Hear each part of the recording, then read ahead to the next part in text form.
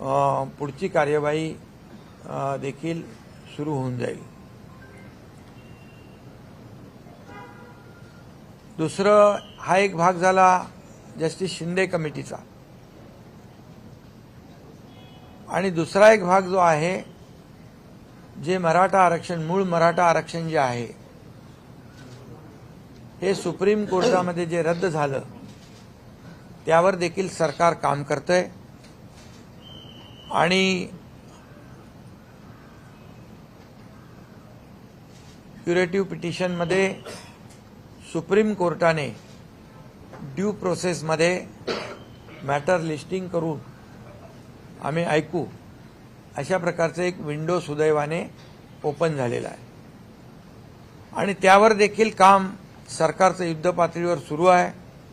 आज मागासवर्ग आयोगाचे अध्यक्ष निरगुडे साहेब होते, त्यांची कमिटी त्याच्यावर काम करते। त्यांना जी काही लागणारी मदत जी आहे ही पूर्णपणे सरकार उपलब्ध करून देईल, आणि रिजन वाईज त्यामध्ये ज्या तज्ज्ञ संस्था आहेत या तज्ज्ञ संस्था त्यामधून त्यांना मदत करतील। पूर्ण मॅनपॉवर, जे काय आवश्यक असेल स्टाफ, आणि ज्या संस्था विश्वसनीय संस्था आहेत ज्यांनी यापूर्वी देखील काम केलेलं आहे अशा संस्थांच्या माध्यमातून युद्ध पातळीवर ते इम्पिरिकल डेटा जो आहे तो त्याचं एक्सरसाइज आणि गोळा करण्याचं काम होईल, आणि मराठा समाज मागास कसा आहे हे सिद्ध करण्यासाठी या क्युरेटिव्ह पिटिशनच्या माध्यमातून आपल्याला ते उपयुक्त ठरेल।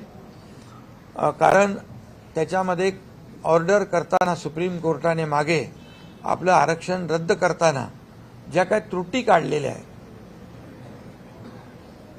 त्या त्रुटी दूर करण्यासाठी देखील आज आम्ही जस्टिस निवृत्त न्यायाधीश गायकवाड साहेब, निवृत्त न्यायाधीश भोसले साहेब आणि जस्टिस शिंदे साहेब याची एक ॲडवायझरी बोर्ड म्हणून ती एक आम्ही स्थापन केलंय।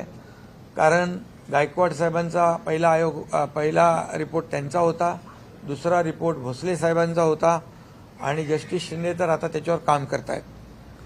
त्यामुळे तो एक आम्ही निर्णय आज घेतलेला आहे। ही कमिटी जी आहे महत्त्वाची 3 जस्टिस निवृत्त न्यायमूर्तींची, ही सरकारला क्युरेटिव्ह पिटिशन आणि टिकणारं मराठा आरक्षण हे देण्यासंदर्भामध्ये मार्गदर्शन करेल, आणि मागासवर्ग आयोगाला देखील मदत करेल अशा प्रकारचा निर्णय झाला।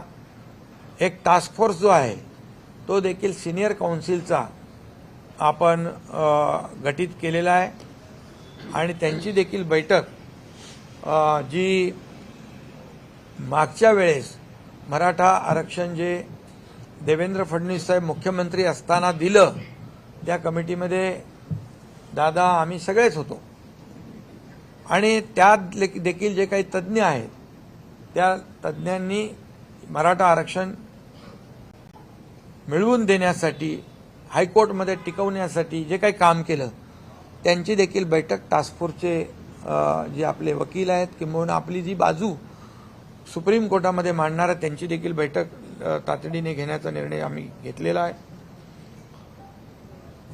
आणि एकंदरीत हा डाटा गोळा करण्यासाठी रिजन वाईज म्हणजे टाटा इन्स्टिट्यूट असेल, गोखले इन्स्टिट्यूट आहे, असे अनेक जे काही नामवंत आहेत, विश्वसनीय संस्था आहेत, त्यांची मदत आम्ही या ठिकाणी घेणार आहोत।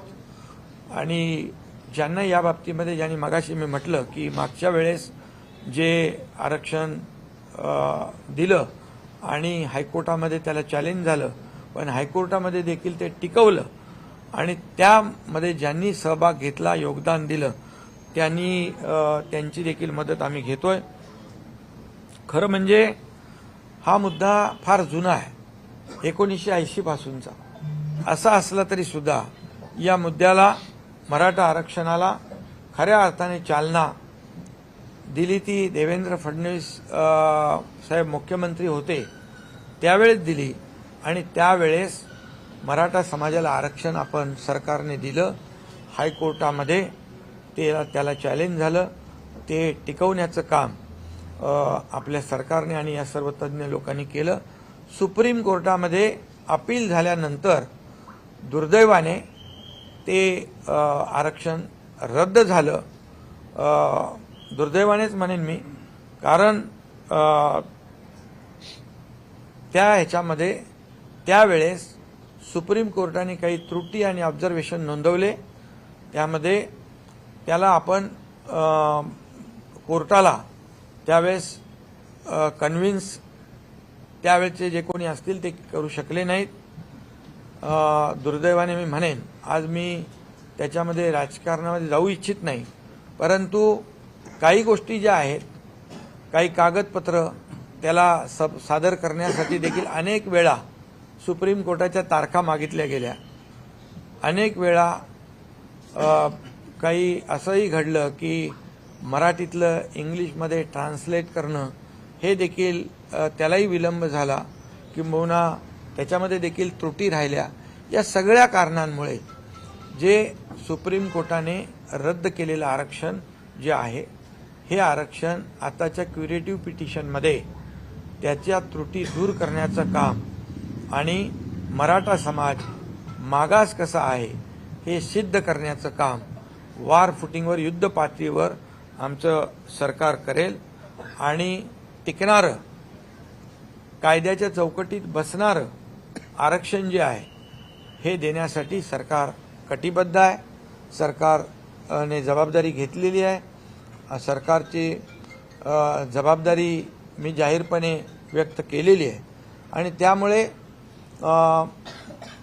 आणि त्याचबरोबर उद्या मनोज जरांगे पाटील यांचे काही प्रतिनिधी देखील अशी चर्चा आपली उपसमिती आणि आपले अधिकारी देखील करतील. तशा प्रकारची त्यांना देखील विनंती आमचे डिव्हिजनल कमिशनर, कलेक्टर करतील. माझी एवढीच विनंती आहे की 58 मोर्चे गेल्या वेळच्या आरक्षणाच्या वेळे या राज्यामध्ये निघाले. अतिशय शिस्तबद्ध पद्धतीने ते मोर्चे निघाले. त्या मोर्चाला कुठेही गालबोट लागलं नाही आणि त्यामुळे लाखालाखांचे मोर्चे काढून देखील कुठेही न्यायव्यवस्था, राज्यातली शांतता, जी काही कायदा सुव्यवस्था जी आहे ती धोक्यात आली नाही. परंतु दुर्दैवाने आज काही ठिकाणी मराठा समाज शिस्तप्रिय आहे, शांत आहे, हे त्यांनी दाखवून दिलं मागच्या आरक्षण मिळण्यापूर्वी.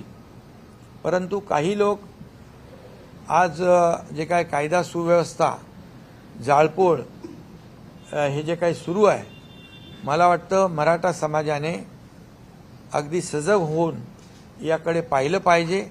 कारण हे गालबोट लागल्यामुळे आज कायदा सुव्यवस्था निर्माण झालेली आहे. त्याचबरोबर मराठा समाज जे बांधव आहेत त्यांना देखील माझी विनंती आहे, मी जाहीरपणे देखील विनंती त्यांना केली आहे, तुमच्या माध्यमातून देखील करतो की टोकाचं पाऊल आपण उचलू नका, आत्महत्येसारखं पाऊल उचलू नका. आपल्या मुलाबाळांचं, आईवडिलांच्या परिवाराचा विचार करा, त्यांना वाऱ्यावर सोडू नका. अशा प्रकारची मी त्यांना भावनिक आवाहन देखील या ठिकाणी करू इच्छितो. आणि कारण मराठा आरक्षण देण्यासंदर्भात जे 1980 पासूनचा प्रश्न असताना देण्याची तत्परता मुख्यमंत्री देवेंद्र फडणवीस साहेब जेव्हा होते त्यावेळेस दिलं, हायकोर्टात देखील टिकवलं. दुर्दैवाने सुप्रीम कोर्टामध्ये ते टिकवू शकले नाहीत. ही वस्तुस्थिती आहे, हे कटू सत्य आहे. आम्ही देणारे आहोत आणि प्रामाणिकपणे मराठा समाजाला आरक्षण 2 टप्प्यामध्ये आपण, एक कुणबी जे जस्टिस शिंदेंचं काम, दुसरं क्युरेटिव्ह पिटिशनच्या माध्यमातून सुप्रीम कोर्टाचं काम आम्ही प्रामाणिकपणे करतोय. आम्ही कुठल्याही परिस्थितीमध्ये कुणालाही आम्ही फसवू शकणार नाही, फसवणार नाही, फसवू इच्छित नाही.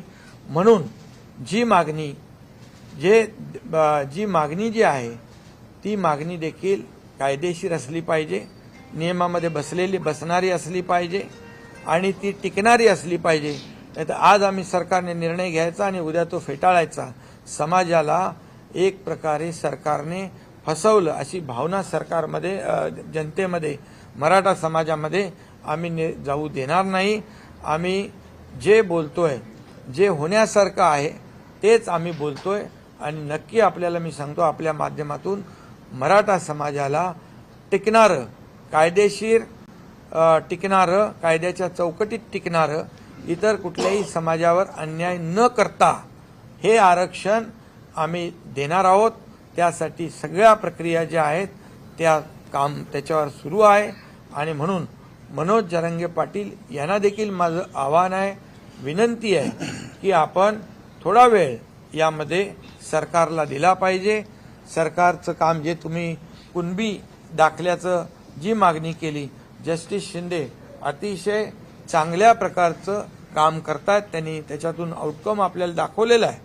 त्यामुळे त्यांनी देखील मनोज जरांगे पाटील यांनी स्वतःची काळजी घेतली पाहिजे. त्यांच्याही काळजीची आम्हाला तब्येतीची चिंता आहे. त्यांनी वैद्यकीय उपचार घेतले पाहिजे, पाणी घेतलं पाहिजे, त्यांनी हॉस्पिटलची जी काही ट्रीटमेंट आहे ती घेतली पाहिजे. कारण शेवटी कुठेही आम्हाला सरकारला देखील त्यांची चिंता आहे, त्यांच्या तब्येतीची चिंता आहे. त्यांनी जो काही मागास मराठा समाजासाठी जो लढा उभारलेला आहे, सरकारने तो गांभीर्याने घेतलेला आहे.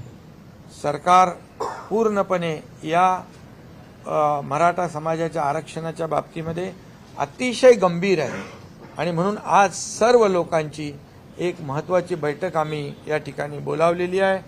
आणि त्यामध्ये पूर्णपणे आपल्याला सुदैवाने की 2 मार्गाने आपण या मराठा समाजाला न्याय देण्याचा निर्णय घेतलाय.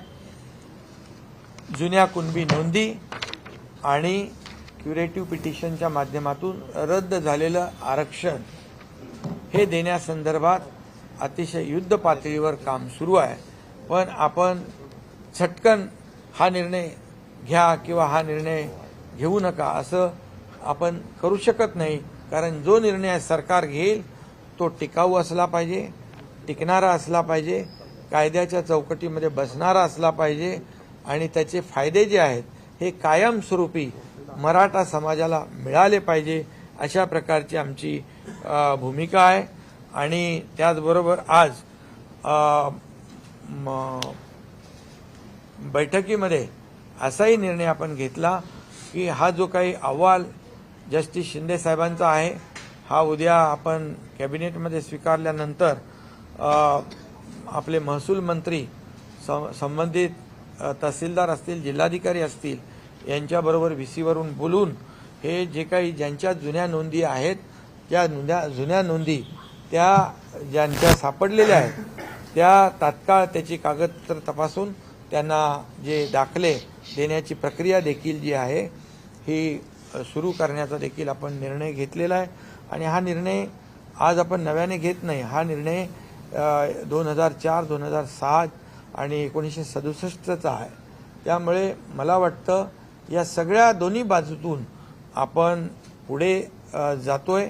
आणि म्हणून आज या आंदोलनाला कुठेही गालबोट लागता कामा नये याची काळजी देखील मराठा समाजाने घेतली पाहिजे की या मराठा समाजाच्या आडून कुणी अशा प्रकारचं ज्या घटना होत आहेत त्या घडवू इच्छित आहे का याचा देखील मराठा समाजाने विचार केला पाहिजे.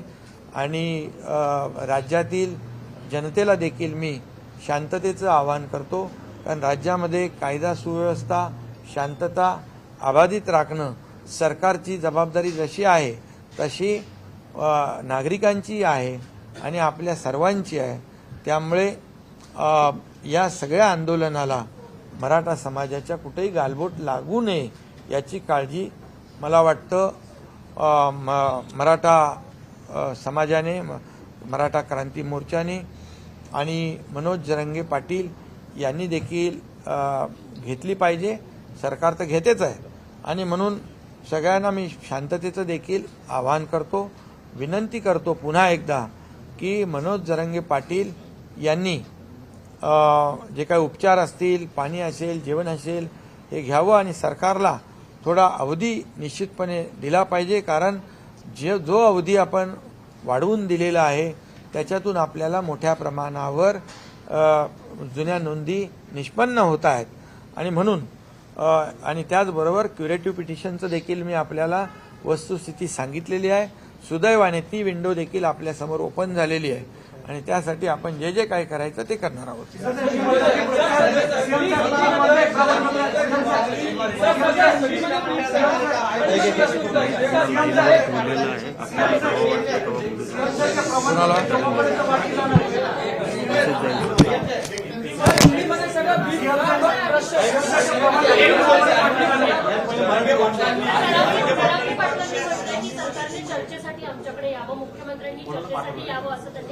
नहीं, यामध्ये एक मी हिंदी में जरा बोल दो. आज की बैठक बहुत ही महत्वपूर्ण रही है.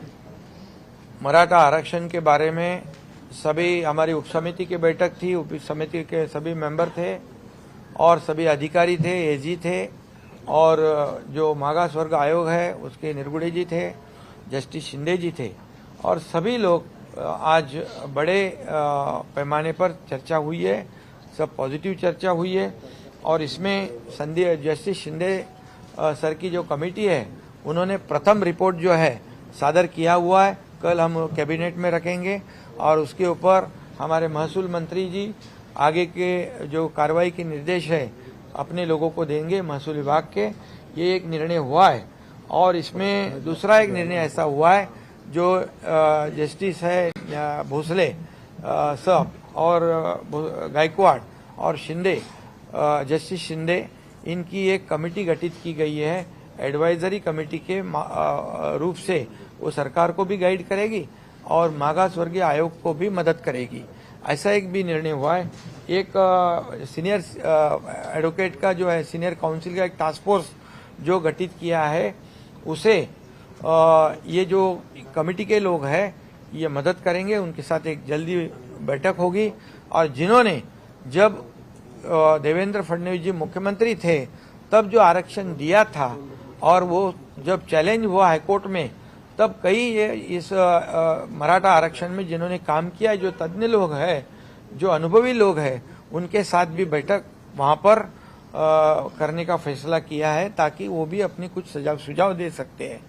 और इसके बाद जो जस्टिस शिंदे कमेटी का अभी मैंने कहा कि अहवाल सबमिट कर रहे हैं और उनको जो मोहलत उन्होंने मांगी थी 2 महीने की, क्योंकि उनसे उनकी कमेटी बहुत ही डीपली काम कर रही है और जो एविडेंस है जो पुराने वो ढूंढ रही है और इसलिए उन्होंने 2 महीने का समय मांगा. इसमें उनका कहना है कि और कुछ जो पुराने दस्तावेज है, पुराने जो पुरावे हैं वो मिलेंगे तो और ज्यादा मराठा समाज को न्याय मिल सकता है. इसलिए उनको कहा कि 2 महीने दिए हैं लेकिन जल्द से जल्द अपना अंतिम अहवाल भी वो सादर करें, ऐसी विनती उनसे हमने की है. ये एक तरफा हुआ है. उन्होंने 1,70,00,000 लोगों के कागजात देखे हैं. उसमें से 11,530 पुरानी जो नोंद है, पुराने जो उनके एविडेंस है वो मिले हैं उसमें, जिससे मराठा समाज को निश्चित रूप से फायदा हो जाएगा. और दूसरी तरफ जो सुप्रीम कोर्ट में ये जो मराठा आरक्षण जो मुख्यमंत्री देवेंद्र फडणवीस जी के जमाने में हम लोग साथ में ही थे, सब चंद्रकांत पाटिल जी है, हम लोग सब थे, और वो जो हाईकोर्ट में जब चैलेंज हुआ तो हाईकोर्ट में उसको प्रोटेक्ट किया, हाईकोर्ट ने कंफर्म किया और दुर्भाग्यवश सुप्रीम कोर्ट में वो रिजेक्ट हुआ. अभी वहां पर जो हुआ है, जो त्रुटियां है, जो खामियां सुप्रीम कोर्ट ने निकाली है उसके ऊपर काम कर रहे हैं. और जो मराठा समाज बैकवर्ड कैसे है ये जो एम्पिरिकल डेटा जो है वो कलेक्ट करने का काम शुरू है. जो बैकवर्ड कमीशन है, निरगुड़े जी है, उसकी कमेटी काम करेगी. और दूसरी बात, जो ये जो कमेटी हमने गठित की है, justice Bhosale, justice Gaikwad, justice Shinde, ये कमेटी जो है सरकार को भी मार्गदर्शन करेगी मराठा आरक्षण के मुद्दे पर और इनको भी जो बैकवर्ड कमीशन है उनको भी मदद करेगी. ऐसा ये तय हुआ है और निश्चित रूप से मैं ये कहूँगा कि जो सुप्रीम कोर्ट में जो आरक्षण रिजेक्ट हुआ है इसके भी कई कारण हैं, लेकिन आज मैं इस राजनीतिक मुद्दे को दोहराना नहीं चाहता हूं, लेकिन वो पिछले सरकार का फेल्यूर है इतना तो मैं जरूर कहूंगा। और वहां पर जो त्रुटियां खामियां है वो जो है उसको कैसे करेक्ट किया जाए, इसके लिए क्यूरेटिव पिटीशन में जब हमें सुप्रीम कोर्ट मौका देगा तो वो जो एविडेंस है, जो मराठा समाज कैसे सोशली और एजुकेशनली बैकवर्ड है, ये साबित करने का काम हमारी ये तज्ञ जो सीनियर काउंसिल है और ये बाकी लोग जो हैं अभी जो मैंने नाम लिए हैं वो मदद करेगी। और मैं इतना विश्वास के साथ कह रहा हूँ, दावे के साथ कह रहा हूँ कि जो मराठा आरक्षण जो है समाज को देना है वो नियम के अनुसार जो टिकने वाला, जो कानून के दायरे में बैठने वाला ये आरक्षण देना, ये सरकार इसके लिए कटिबद्ध है, ये हमारी जिम्मेदारी है, उसके ऊपर हम काम कर रहे हैं। ये मैंने पहले भी कहा है और आज भी कह रहा हूँ सरकार के माध्यम से कि सरकार पूरी तरह इस मराठा समाज को आरक्षण देने में पूरी तरह गंभीरता से काम कर रही है। इसलिए मेरा अनुरोध है, जो मनोज जरांगे पाटिल और उनकी जो टीम है उससे भी अनुरोध है कि हमें भी उनके तबीयत की, उनके आरोग्य की चिंता है। उन्होंने ये जो अनशन है इसे हमें सरकार को थोड़ा समय देना चाहिए। सरकार को अगर समय देते हैं तो निश्चित रूप से इसमें से बहुत ही बड़ा एक निर्णय लोगों को मिल सकता है, ऐसी उम्मीद हमने रखी है। और आज राज्य में जो लॉ एंड ऑर्डर की सिचुएशन, जो दुर्दैवी घटनाएं घट रही है, इसे भी रोकने की आवश्यकता है। मराठा समाज के पिछले जब मोर्चे निकले थे, पिछले समय जब आरक्षण दिया था तो 58 मोर्चे निकले थे, लाखों लोग रास्ते पे आए थे, लेकिन बहुत ही डिसिप्लिन देखा गया और उसमें पूरे देश ने उसकी नोंद ली और पूरे देश ने एक महसूस किया कि मराठा समाज एक शिस्तबद्ध पद्धति से एक शिस्तप्रिय समाज है। ये लॉ एंड ऑर्डर को भी बनाए रखने में बहुत ही मदद करने वाला है, ऐसा अनुभव है। और इसलिए अभी जो कुछ घटनाएं हो रही है इसका भी विचार मराठा समाज के लोगों ने करना चाहिए, क्योंकि ये इसके वजह से आंदोलन को क्या कहते हैं, एक दूसरी दिशा में ये आंदोलन जा रहा है। इसलिए मैं इतना ही कहूँगा कि ये सभी लोगों ने सोचने की आवश्यकता है। सरकार अगर कुछ निगेटिव होती तो ऐसा करना हम समझ सकते थे, उचित था, लेकिन सरकार पूरी तरह से गंभीरता से इसमें काम कर रही है और हम लोग किसी को भी इस मामले में, मराठी में मैं कहूँगा की कोणाची फसवणूक, कुठल्याही समाजाची फसवणूक आम्ही करणार नाही। म्हणजे वेळेवर वेळ काढूपणा बिलकुल आम्ही करणार नाही। जे देणार ते टिकाऊ आणि नियमात बसणार आम्ही देणार आहोत। त्यामुळे मराठा समाजाने देखील त्यावर विश्वास ठेवला पाहिजे, टोकाचं पाऊल उचलू नये, अशा प्रकारची भूमिका जे आज चालू आहे। आज मराठा समाजातले नेते मराठा समाजाला आंदोलन देण्यासाठी प्रयत्न करतायत, परंतु त्यांनाच गावबंदी सारखे याला सामोरं जावं लागतंय आणि अशा प्रकारचं हे राज्याच्या हिताचं नाही।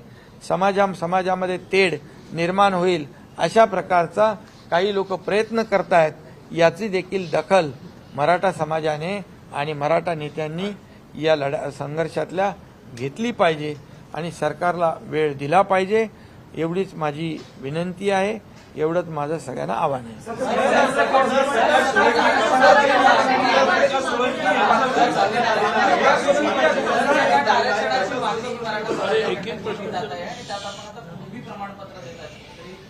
नाही, हे बघा, ज्यांना हे कुणबी प्रमाणपत्र देण्याचं ज्यांच्या जुन्या नोंदी आहेत हे 67 पासून सुरू आहे। 2004ला त्याचा GR पण निघाला आहे, पुन्हा GR निघालेले आहे. तर हे पूर्वीपासून 67 पासून तो नियम झालेला आहे. नवीन नियम तो किंवा नवीन निर्णय आपण घेतला नाही. त्या मराठवाड्यातल्या लोकांना कुणबी दाखला पाहिजे आणि तो मिळायला अडचण होती, म्हणून ती आपण कमिटी नेमली आणि ती कमिटी चांगलं काम करते. आणि मेन जो आहे मराठा आरक्षण, या मराठा आरक्षण देण्याबद्दल तर मी बोललेलो आहे. मराठा आरक्षण देण्याबद्दल जे रद्द सुप्रीम कोर्टात झालंय ते आपण क्युरेटिव्ह पिटिशनच्या माध्यमातून आपण त्याच्यावर काम करून मराठा समाज मागास कसा आहे हे पूर्णपणे पुरू करण्याचं काम सरकार करेल.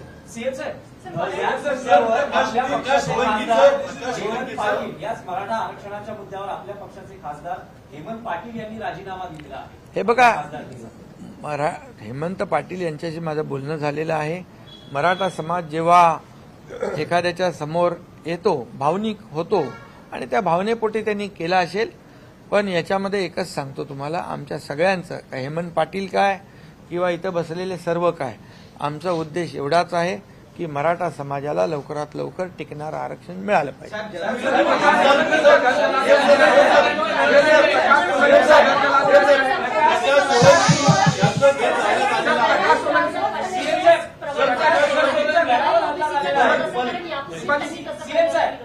हे बघा, हा कुणबी प्रमाणपत्र देण्याचा निर्णय आत्ता आपण घेतलेला नाही.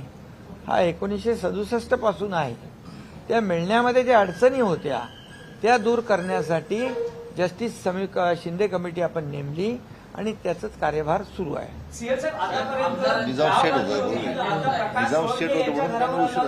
हा, आणि ते मराठवाडा माहित आहे, निजामशाही होती तिकडे आणि त्यामुळे त्या पुरा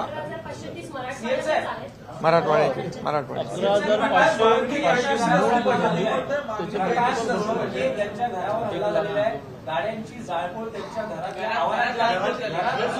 नाही. म्हणून मी एवढंच सांगतो की हे आंदोलन भरकटत चाललेलं आहे, दुसऱ्या दिशेला चाललेलं आहे. याचा विचार मनोज जरांगे पाटील, त्यांची टीम आणि सकल मराठा समाजाने घेणं गरजेचं आहे.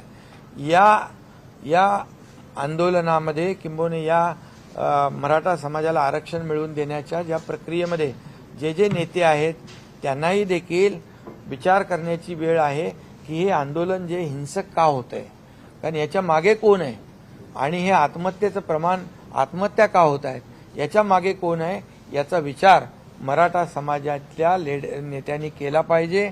आणि अशा प्रकारची गावबंदी, जे नेते या मराठा समाजाला आरक्षण मिळालं पाहिजे अशा भावनेतून काम करतायत, त्यांना जर आपण गावबंदी करू लागलो, आपापसामध्ये जर याच्यामध्ये मतभेद होऊ लागले, आपापसात संघर्ष होऊ लागला तर याला गालबोट लागेल. आणि मराठा समाजाची जी सहानुभूती आहे, मराठा समाजाबद्दल जे एक शिस्तीचं एक जगाने देशाने सगळं पाहिलेलं आहे त्याला गालबोट लागेल. आणि जी सहानुभूती आज मराठा समाजाच्या पाठीशी आहे, अशा प्रकारामुळे लोकांच्या मनामध्ये एक वेगळा म्हणजे त्याच्यामध्ये निर्णय म्हणजे एक सहानुभूती देखील कमी होऊ शकते. आणि म्हणून या मराठा समाजाचे जे मोर्चे निघाले, जी आंदोलनं झाली आतापर्यंत शांततेने झालेली आहेत, आता याला गालबोट लावण्याचं काम हे कोण करतंय याचा विचार देखील आंदोलनकर्त्यांनी केला पाहिजे.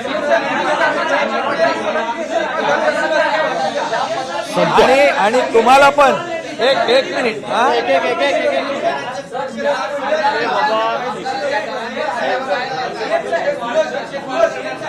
काय करणार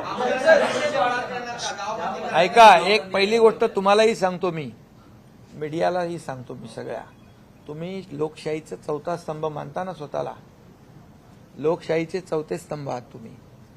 आणि माझी तुम्हालाही विनंती आहे, कुठल्या तुम्ही देखील एक समाजाचा भाग आहात, तुमच्या माध्यमातून देखील आम्ही जे आज निर्णय घेतले, आज जे निर्णय घेणार आहोत किंबहुना जे निर्णय घेतले, आज मराठा समाजाला आम्ही काय काय देतोय ते जाहिरातीच्या माध्यमातून उपसमितीने केलं होतं. काय किती आपण त्यांना मराठा समाजाला आरक्षण मिळेपर्यंत जे आपण दिलेलं आहे, तुम्हाला मी सांगतो, आम्ही देण्याची भूमिका आमची प्रामाणिक आहे.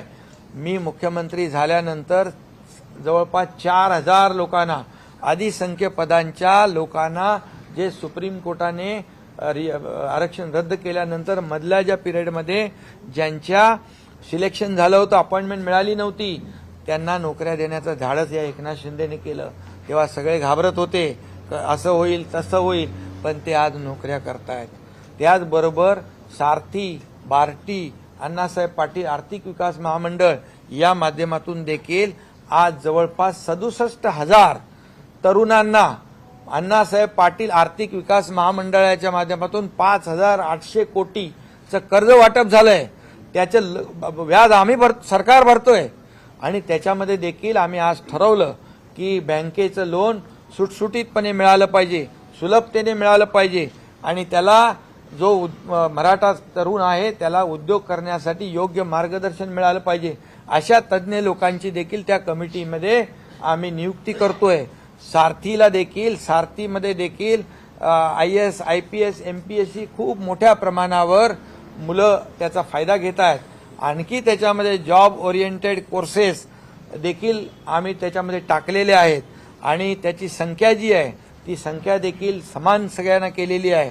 आणि त्याचबरोबर आम्ही हॉस्टेलचं भाडं देखील आपण वाढवलं ना, 6,000 पर मंथ, 6,000 पर मंथ, 10 महिन्याचे 60,000, 10 महिन्याचे 60,000 तेही वाढ केले. म्हणजे ज्या माध्यमातून मराठा समाजाला, इतर समाजाला, ओबीसीला ज्या सवलती मिळत आहेत त्या सवलती मिळाल्या पाहिजे यावर देखील कटाक्षाने आमचं सरकार काम करतंय. त्याच्यामध्ये कुठेही निधी कमी पडणार नाही आणि त्याच्यात आणखी जे काही अधिकच त्यांनी सजेशन द्यावं आंदोलनकर्त्यांनी, त्याचा देखील आम्ही विचार करून त्याचा अंतर्भाव करू. म्हणजे मराठा समाजाला आरक्षण मिळेपर्यंत हक्काचं हे देखील आम्ही त्याच्यावर देखील प्रभावीपणे अंमलबजावणी करतोय. जे फायदे जे आहेत त्याच्यात आणखी काय करता येईल तेही आम्ही करू. पण तुम्हाला देखील माझी विनंती आहे की समाजामध्ये काही अशा घटना घडतात त्याला आपण देखील माध्यमाच्या माध्यमातून किती वेळा प्रसिद्धी द्यायची. शेवटी राज्यामध्ये शांतता, सुव्यवस्था राखण्याची जबाबदारी सरकारची जशी आहे, नागरिकांची जशी आहे, तशी तुमच्या मीडियाची पण आहे. तुमच्या मीडियानी पण याची दखल घेतली पाहिजे. तुम्ही ज्या माध्यमातून लोक शांततेचा मार्ग स्वीकारतील अशा प्रकारच्या देखील बातम्या तुम्ही आणि ही वस्तुस्थिती तुम्ही लोकांसमोर मांडली पाहिजे. आम्ही खोटं बोलणार नाही, खोटं काम करणार नाही, लोकांना बिलकुल फसवणार नाही. जे आम्ही करू ते एकदम फुलप्रूफ करू, टिकणारं करू आणि कायद्याच्या चौकटीमध्ये बसणारं करू हा विश्वास आम्हाला आहे. आणि या विश्वासाच्या जोरावरच आम्ही जाहीरपणे सांगितलेलं आहे आणि सरकार पूर्णपणे आज या मराठा समाजाच्या आरक्षण देण्याच्या पाठीशी आहे.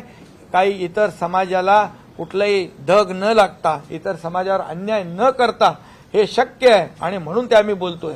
त्यामुळे तुम्ही देखील मी बोललो त्याचा अर्थ वेगळा काढू नका, परंतु या राज्यात शांतता सुव्यवस्था राखेल.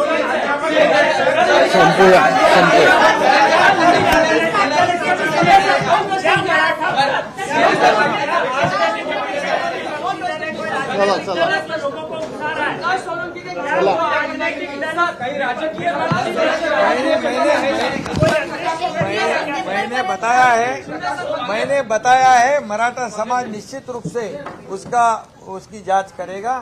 उसको नक्की